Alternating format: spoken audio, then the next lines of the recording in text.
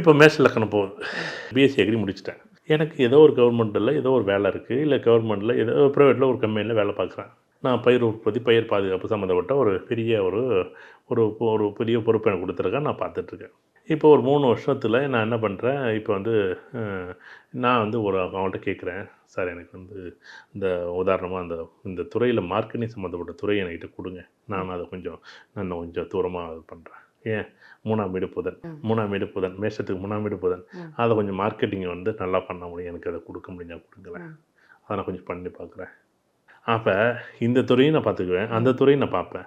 அப்போ எனக்கு என்னென்னா ஒரு 3 வருஷம் கழிச்சு உதாரணமாக எனக்கு வந்து உதாரணமாக ஏதோ ஒரு கிரகம் ஏதோ உதாரணமாக வந்து சனி பகவான் 10ல் இருக்காருன்னா எனக்கு அதே இதில் நான் மார்க்கெட்டிங் சம்மந்தப்பட்டதை எடுத்துக்கிறேன். அப்போ வேலையே இல்லைன்னா கூட எனக்கு மார்க்கெட்டிங் எனக்கு சப்போர்ட் பண்ணும். கண்டிப்பாக.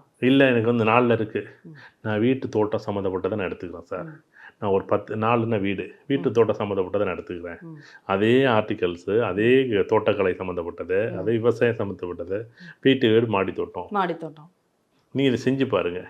நீங்கள் அட்லீஸ்ட் உங்களுக்கான தேவைகள் ரொம்பலாம் இல்லை, உதாரணம் ஒரு 20,000 30,000 40,000த்துக்கு உங்களுக்கு அது வீட்டுக்கும் சப்போர்ட் பண்ணும், உங்களுக்கும் அது சப்போர்ட் பண்ணும். உங்களுக்கும் அது அந்த நேரம் பார்த்தீங்கன்னா அந்த காலத்தில் வயல்வெளி சுற்றி வர்றதுக்கு ஒரு நாள் ஆகிடும். யாரும் விட்டு வயலை சுற்றி வருவோம்.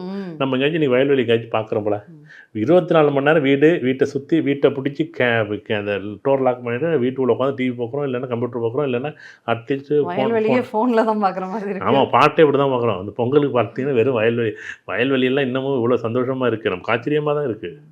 அந்த காலத்தில் காலையில் ஒரு வேளை, சாயங்காலம் ஒரு வேளை வயலில் அப்படி சுற்றி வந்துடுவாங்க. இதுதான் ஆச்சரியம்.